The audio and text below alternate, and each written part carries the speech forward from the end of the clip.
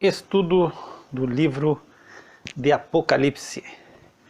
Eu me encontrava no último áudio, nós estamos já no capítulo 22, nós estamos no final da nossa jornada, nessa nossa peregrinação escatológica, e nós nos encontramos no versículo 6 do capítulo 22, e diz assim a palavra do Senhor. E disse-me, estas palavras são fiéis e verdadeiras, e o Senhor, o Deus dos santos profetas, enviou o seu anjo para mostrar aos seus servos as coisas que em breve hão de acontecer. Eis que cedo venho, bem-aventurado aquele que guarda as palavras da profecia desse livro. E eu, João, sou aquele que vi e ouvi essas coisas, e havendo-as ouvido e visto, prostei-me aos pés do anjo, que mas mostrava para o adorar. E disse-me, olha, não faças tal, porque eu sou conservo teu e de teus irmãos, os profetas, e dos que guardam as palavras desse livro. Adora a Deus. E disse-me, não seles as palavras da profecia deste livro, porque próximo está o tempo. Então nós iniciamos aqui o versículo 6 com o anjo declarando a João, olha, essas palavras são fiéis e verdadeiras, semelhante ao que o nosso Deus, o Altíssimo, falou. Escreve, são verdadeiras e fiéis as palavras. Então, tudo se mostrou a João, e aqui nessa parte o anjo está mostrando a noiva, a esposa do Cordeiro, a cidade santa, a Nova Jerusalém, que desce de Deus dos céus. E ele está dizendo, ó, essas palavras são fiéis e verdadeiras. Então tudo que foi comunicado a João e mostrado, que ele viu e ouviu, o anjo está dizendo, olha, são fiéis e são verdadeiras essas coisas. São coisas que são que tu pode confiar, que tu pode colocar o teu coração. E aí ele diz, o Senhor, o Deus dos santos profetas, ele envia o seu anjo, porque ele quer mostrar aos seus servos as coisas que em breve hão de acontecer. Então, o desejo de Deus de mostrar as coisas que nos aguardam, que nos esperam.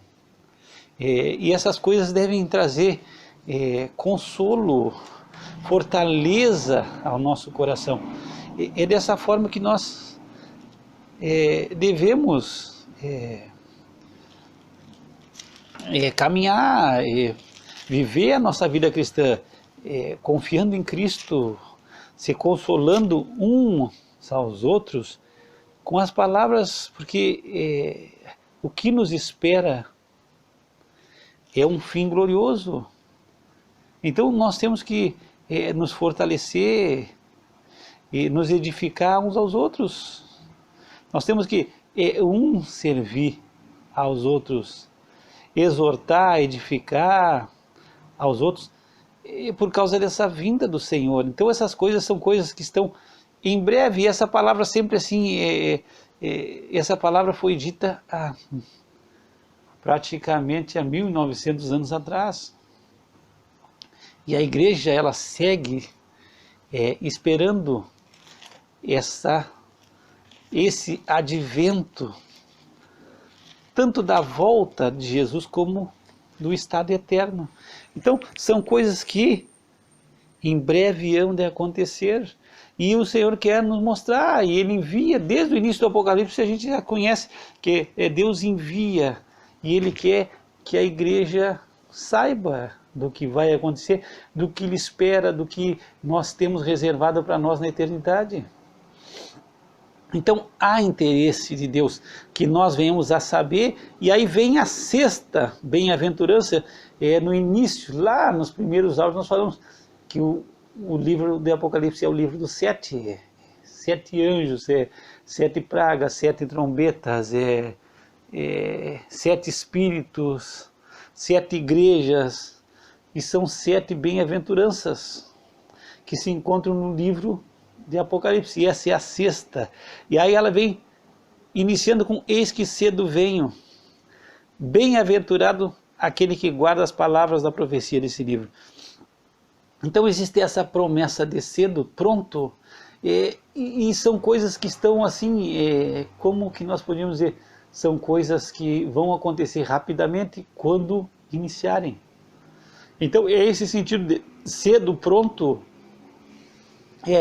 iniciou, aí as coisas são muito rápidas. Então o que nós aguardamos hoje é o retorno do nosso amado Senhor Jesus Cristo, a volta de Cristo. Essa volta de Cristo vai se dar, e nós já falamos isso aí, em duas fases. A primeira fase é quando Cristo vem para a sua igreja, e aí nós vamos ser arrebatados, nós vamos ser levados ao céu. Então são duas fases desse arrebatamento da igreja. Em primeiro, nós vamos ser arrebatados, a igreja é arrebatada com Cristo, e após nós entramos nos 7 anos da tribulação, a igreja é o ponto-chave para o início da tribulação, e após isso, após o arrebatamento da igreja, aí nós temos os 7 anos de tribulação, e aí depois nós vamos ter a volta de Cristo como um todo. Se diz essa aparição de Cristo, do grego é parousia, essa aparição dele, que se dá em duas fases. Aí, se nós pegarmos em 1 Tessalonicenses, no capítulo 4, fala no verso 16 da primeira da aparição, que é quando ele arrebata a igreja, diz: porque o mesmo Senhor descerá do céu com alarido, com voz de arcanjo, e com a trombeta de Deus, e os que morrerem em Cristo ressuscitarão primeiro. Depois nós, os que ficarmos vivos, seremos arrebatados juntamente com eles nas nuvens, a encontrar o Senhor nos ares, e assim estaremos sempre com o Senhor. Portanto, consolai-vos uns aos outros com essa palavra. Então aqui existe uma promessa e existe uma exortação de se consolar. Estamos aguardando essa vinda do Senhor. E essa primeira vinda é a vinda para a sua igreja. Nós vamos nos encontrar com o Senhor nos ares. Na segunda vinda, a igreja vem com o Senhor, seus santos vêm com Ele. E aí é o final total. Mas nós subimos com Cristo. E aí, nesses 7 anos, você crê que vai acontecer o tribunal de Cristo, que é aonde nós vamos receber o galardão pelas nossas obras. É o bema que chamam, é o tribunal de Cristo, que Paulo diz: todos devemos comparecer ante o tribunal de Cristo. E eu comentava isso comentava sobre isso nos áudios. Eu nunca, até hoje, eu vi nenhuma pregação que se comentasse sobre o tribunal de Cristo, para que a igreja estivesse ciente que vai acontecer, que nós vamos ser, que Deus vai ver o que nós fizemos, e cada um vai ser vista as suas obras. Aí entra o que está em, eu não me lembro se é 1 Coríntios, aqui é 1 Coríntios, no capítulo 3,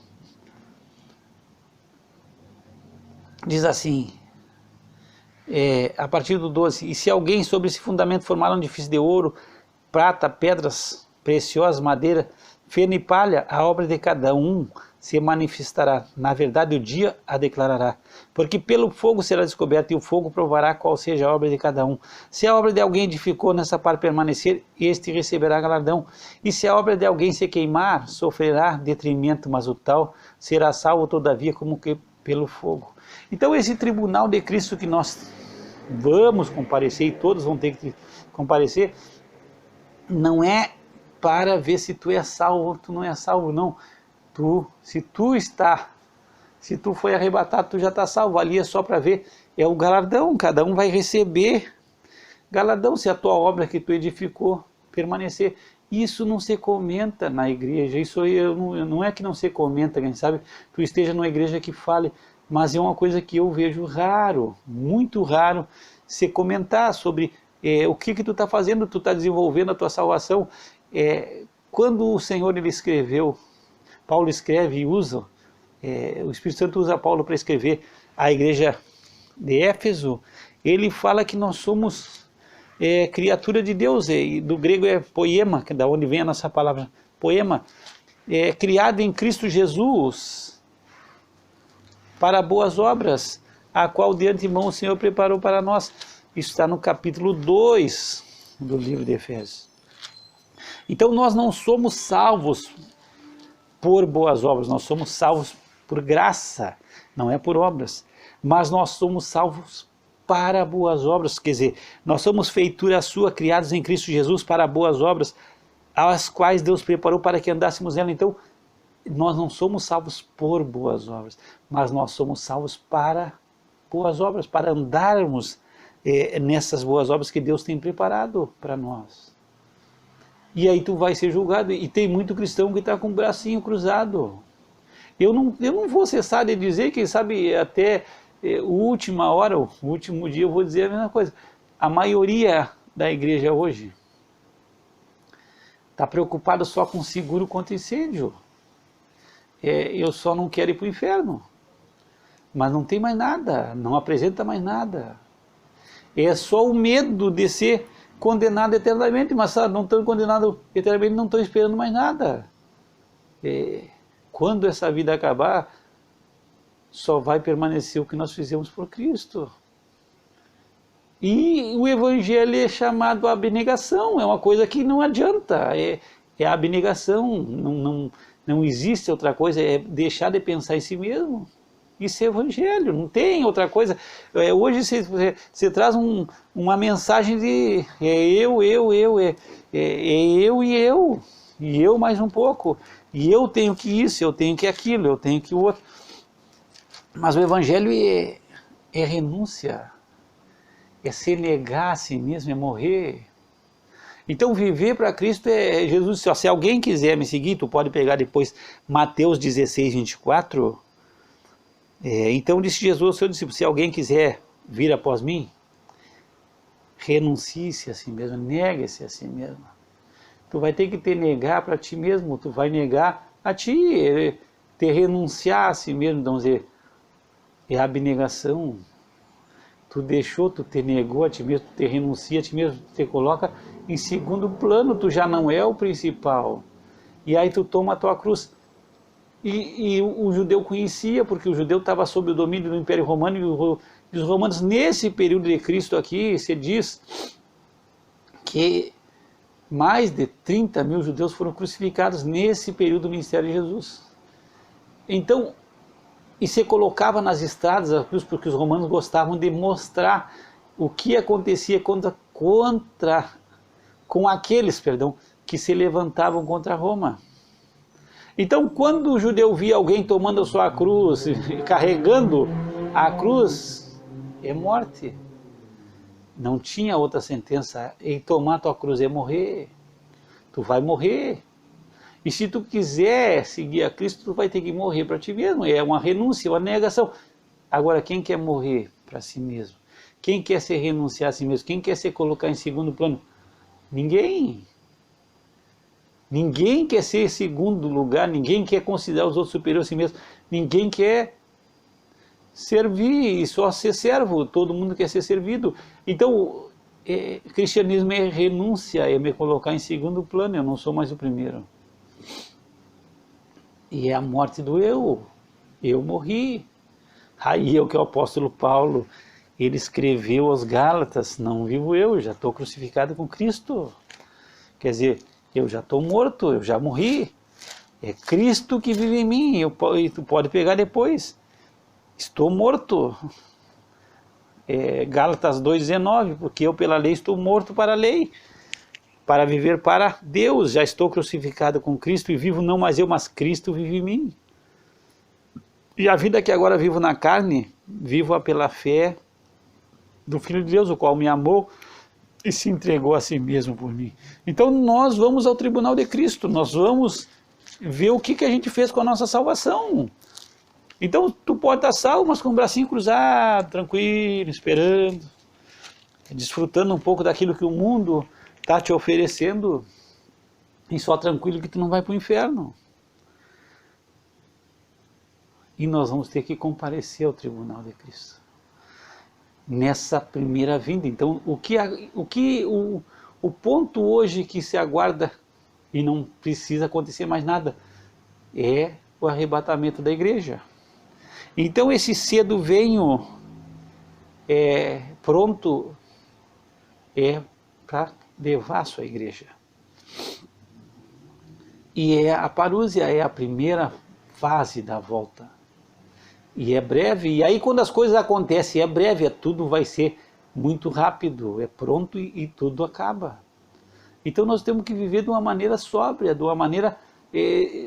o apóstolo Pedro, ele entende, ele diz, olha, se tu conhece tudo que vai acontecer, como que tu não é tocado, como é que tu pode ser tão insensível e tu não ter uma vida diferente, e tu não ter colocado uma forma diferente diante de Deus?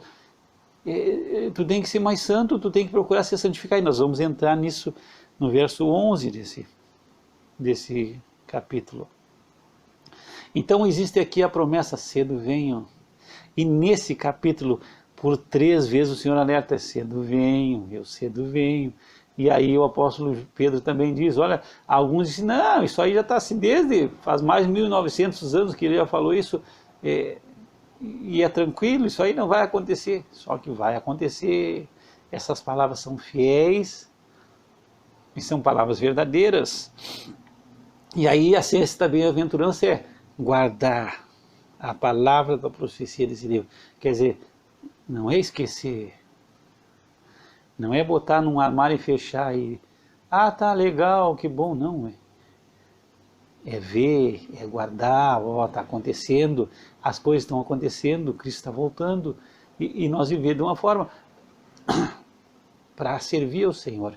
Eu em muitos áudios eu falei, eu vejo, e eu já falei isso em alguns áudios, eu vejo às vezes um mover na igreja de palavra, de profecia, venho hoje, estou vindo agora, e coisa, eu não acredito muito nesse ponto assim de que existem coisas que vão acontecer. Eu não creio que, embora que a gente saiba que Cristo pode vir hoje, mas existem coisas que precisam acontecer.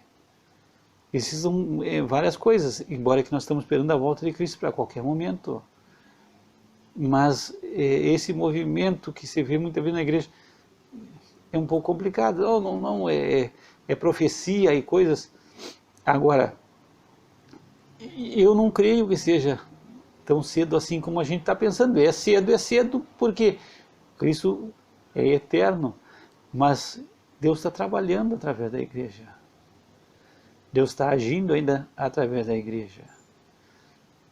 Agora Deus não quer que ninguém se perca, então existe uma necessidade de você proclamar o Evangelho, de se pregar, de se falar de Cristo.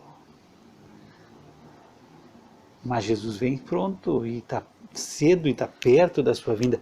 E nós temos que guardar as palavras da profecia desse livro, nós temos que guardar a palavra, nós temos que observar a palavra, nós temos que viver à luz do que nós cremos. Nós temos que viver à luz do que está escrito. Então viver como um peregrino e forasteiro, sem se agarrar às coisas do mundo. Agarrado em Cristo, agarrado nas coisas celestiais. Nós temos que raciocinar como Abraão, esperando essa cidade que desce do céu. Nós não podemos ser bobo em querer se agarrar nas coisas da terra. Nós temos que se agarrar nessa cidade que desce do céu. E isso é importante que haja na nossa vida. Quem sabe é necessário haver um despertar em nós para o reino celestial. E tem outras, se Cristo não vem na nossa geração, tu vai se encontrar com Cristo. E tu vai ter que prestar conta da tua mordomia, que tu fez com aquilo que Cristo te entregou. Cada um de nós vai dar conta diante de Deus, porque Deus nos colocou na igreja e não somos servos um do outro. E o corpo de Cristo não é simplesmente tu ir na igreja ali, cumpriu o teu dever e vai embora. Não, tu faz parte, tu tem uma função. Os membros se ajudam mutuamente, quer dizer, tu tem que estar ali, tu está ali para ajudar o outro com algo que Deus colocou em ti, que o outro não tem, e o outro tem algo que Deus colocou nele que tu não tem. Então tu não está simplesmente ali para conhecer, para passear e para ir embora. Não, tu está colocado no corpo com uma finalidade. é para te ajudar mutuamente, é para um ajudar o outro. Então tu tem uma função na igreja, tu não foi chamado simplesmente para sem finalidade nenhuma, tu tá ali só de passada, eu vim aqui no domingo, tá legal, quarta-feira vem de novo, ou terça, e termina e te some. Não.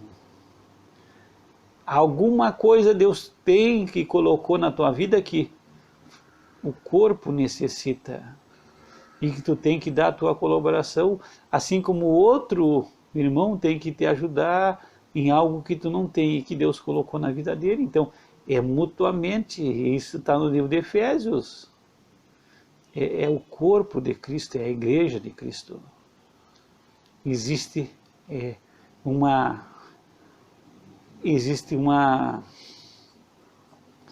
quem sabe seja uma simetria, uma conexão de um do outro, existe uma necessidade para que a igreja opere na sua plenitude e que todos os membros estejam funcionando. E quem sabe tu está na igreja e tu não está funcionando para nada, tu não funciona nada. E aí a igreja está padecendo. E a igreja não é o que ela deveria ser porque tu não funciona. E quem sabe tu não funciona e tu acha que tu, não, eu sou pouquinho, como aquele dos talentos, da parábola dos 10 talentos, ele recebeu um talento, não, aí ele escondeu, ele enterrou o talento dele, não, e ele não investiu, não colocou em favor de Cristo. Agora nós estamos raciocinando com a igreja que é um corpo. E esse corpo ele é bem ajustado. Ele, pela ajuda de um do outro, ele vai crescendo. Mas é um ajudando o outro. E aí Efésios 4,16, do qual todo o corpo bem ajustado e ligado pelo auxílio de todas as juntas, segundo a justa operação de cada parte, faz o aumento do corpo para a sua edificação em amor. Então, a justa operação de cada parte ajudando, e de repente a tua parte tu não está ajudando ninguém, tu não está funcionando nesse corpo. E tu tem que funcionar, e todos têm que funcionar no corpo de Cristo. É porque tudo bem ajustado, bem alinhadinho, ligado um ao outro, cada um operando, cada parte operando, o corpo cresce. E é para a sua edificação e amor. Então, existe a ajuda mútua, a cooperação mútua dos membros do corpo. Então, tu faz parte no meio do corpo de Cristo. E tu tem uma operação. Tira uma parte do teu corpo, tu vai ver se não vai te fazer falta. Vai fazer falta.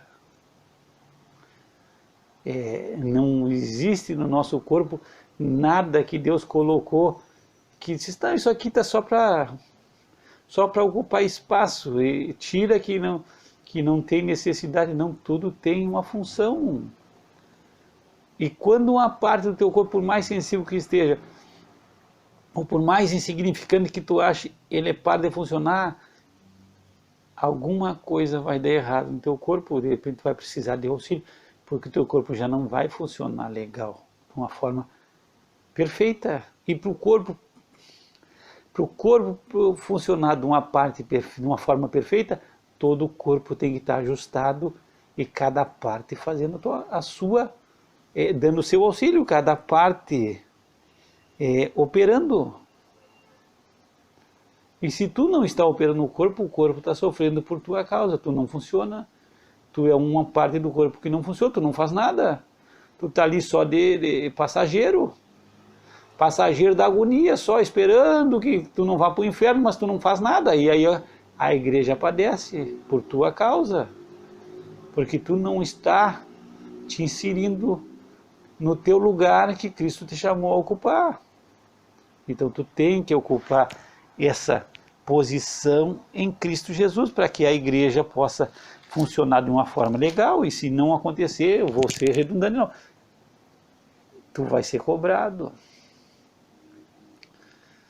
Então tem que guardar, tem que meditar, tem que consolar uns aos outros com essa palavra. Tu tem que guardar e tem que lembrar e tem que dizer e tem que viver à luz daquilo que tu crê.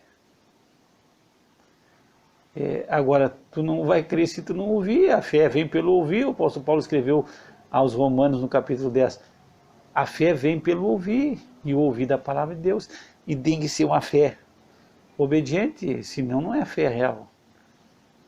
É uma fé obediente e uma obediência à fé, ao credo que tu abraçou. Tu tem que crer e tu tem que viver à luz da palavra de Deus. Então, essa ciência também, aventurança, é para quem guarda, para quem guarda as palavras da profecia desse livro, para quem está guardando, para quem está guardando no coração, e para quem está aguardando, para quem está vivendo a luz da volta de Cristo, que está às portas. Agora, não quer dizer que está às portas que vai ser amanhã, não, mas é pronto, porque nós estamos vivendo a luz da eternidade, e para Deus é como se tudo já tivesse ocorrendo. Deus está vendo tudo pronto já. Tudo. Quando Jesus fala dessa cidade, esse reino eterno, ele já está preparado desde antes da fundação do mundo. Então já está tudo pronto, é cedo, tudo está pronto, todas as coisas estão prontas. E nós temos que viver à luz dessa prontidão de Cristo, está sempre pronto, sempre pronto. Porque as coisas vão acontecer. E guardando a palavra, e vivendo à luz dessa palavra. E foi isso que o nosso amado Senhor Jesus Cristo tem falado. E aqui nesse finalzinho, nós estamos já caminhando para o final, tem 3 vezes pelo menos que eu li aqui, ó, cedo venho, eu cedo venho, e certamente cedo venho. E aí eu escutava do pastor, que eu gosto muito dos estudos do pastor Stephen Davis, ele disse assim, Jesus não disse 3 vezes no final do último capítulo, do fechado epílogo da Bíblia, das Escrituras, ele disse, eu cedo venho, eu cedo venho, eu cedo venho, porque ele não tinha outra coisa para dizer. Não é isso. Tipo, Jesus não tem mais o que falar, e aí ele falou isso, e aí como ele queria que terminasse em 21 versículos, e o último capítulo não fosse pequeno, ele falou de novo, para falar mais uma vez, e aí ele falou de novo, só para dar certinho, assim, para fechar. Não. Muitas vezes nós fizemos assim, a gente está enchendo linguiça, e aí a gente fala uma coisa, e aí já não sabe mais o que fala, e aí fala de novo.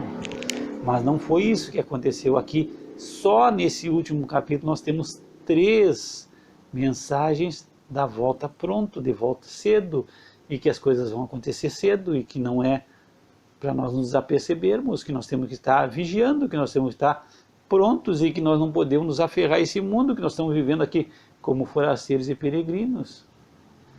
Então essa é a mensagem do Evangelho. E é se renunciar, é negar a si mesmo, é tomar a cruz, saber que nós estamos mortos, que nós estamos destinados à morte do eu, para que Cristo viva em nós, e Cristo manifeste em nós a sua glória. E esse é o desejo do nosso Senhor. Nós vamos entrar, no próximo áudio tem coisas importantes, eu não vou entrar aqui nesse último áudio, só vou entrar no primeiro versículo, aqui na primeira parte do versículo 8, que João diz, eu, João, sou aquele que vi e ouvi estas coisas. Então, muitas vezes, nesse capítulo não, em todo o livro do Apocalipse, tu vai ver João, e vi isso, e vi isso, e vi isso, e ouvi essa voz, e ouvi, e tem coisas que foram mostradas, e me mostrou tal coisa, e veio o anjo e me mostrou, e veio esse e me mostrou aquilo. Então, João está dizendo, sou eu, João, sou aquele que vi e ouvi essas coisas. E João é uma testemunha. Ele, quando ele acaba o Evangelho de João, ele diz, olha, eu estou dando testemunho, e o meu testemunho é verdadeiro, eu estou testemunhando dessas coisas. Tu pega João 21, no verso 24, este é o discípulo que testificou dessas coisas e escreveu, e sabemos que o seu testemunho é verdadeiro. Então que João diz, ó, esse discípulo aqui, este é o discípulo que testifica dessas coisas e as escreveu, e sabemos que o seu testemunho é verdadeiro. E aqui João diz, olha, sou eu, João, é que estou escrevendo para a igreja. Então é mais um alerta, João diz, ó, sou eu. Vocês me conhecem, quer dizer, João é o último apóstolo vivo. Nós estamos aqui no ano 96 depois de Cristo. E ele disse, olha, sou eu, João, sou eu, vocês me conhecem, vocês sabem o meu testemunho, vocês sabem que do meu caminhar com Cristo, vocês sabem da responsabilidade que eu tenho, sou eu que vi e ouvi. Isso aqui não foi me contado, eu não tive um sonho, isso aqui não foi eu sonhei, e isso aqui eu escutei de alguém me contou todas essas coisas. Não, eu vi e ouvi. Todas essas coisas são coisas que eu tenho visto, são coisas que eu ouvi, e não foi que me contaram. Então esse é o testemunho de João, sou eu, e aí João é conhecido da igreja. João é conhecido dessas igrejas da Ásia Menor porque ele foi pastor da igreja de Éfeso, que era a maior igreja, que foi praticamente a mãe dessas igrejas, das 7 igrejas da Ásia Menor. O apóstolo Paulo fundou a igreja de Éfeso e Lucas diz que através da igreja em Éfeso o evangelho chegou a toda a Ásia. Então, perdão, é uma igreja mãe. E aí João pastoreou essa igreja, então João é bem conhecido. Ele é o último discípulo vivo. Paulo já morreu há uns 30 anos atrás. João é o único discípulo vivo, apóstolo. Pedro já morreu também há mais de 30 anos atrás. Esse é o discípulo, o único, o último vivo. E ele diz, ó, sou eu, João. Vocês me conhecem, tanto tempo que eu estou com vocês. Há quanto tempo eu ando com vocês e sou eu que estou vendo e ouvindo. Podem ficar tranquilos, as coisas são certas. Então guardem, observem, eu estou testemunhando. E isso é importante para nós, que a gente possa guardar, que nós possamos saber a procedência das coisas. Às vezes a gente pega qualquer coisa de qualquer procedência e abraça, e a gente nem sabe de onde veio. A gente não examina as coisas. No capítulo 17, tu vai ver da igreja de Bereia, os berianos, eles receberam a palavra de bom grado. Se não me falha a memória, é Atos 17:11. Mas eles examinavam a Escritura cada dia para ver se as coisas eram assim. Então, é um exemplo para nós. A gente tem que examinar, a gente tem que, a cada dia, não é? De semana em semana, domingo que vem eu vejo, de mês em mês, de ano em ano eu dou uma conferida. Não, a igreja de Iberé, a cada dia, cada dia examinava para ver se as coisas são assim. Muitas vezes a gente recebe coisas de qualquer um. Eu já escutei dizer que os evangélicos são os que mais acreditam nas coisas que se diz na internet. Qualquer coisa que se fala, a gente não sabe nem a procedência, os evangélicos abraçam. E já passam para outros. Mas a gente não tem nem noção de quem falou, do que disse, mas já vai passando para outros. A gente não examina as coisas. Quando Paulo escreve aos Tessalonicenses, no capítulo 5, na primeira carta, ele diz, examinai tudo.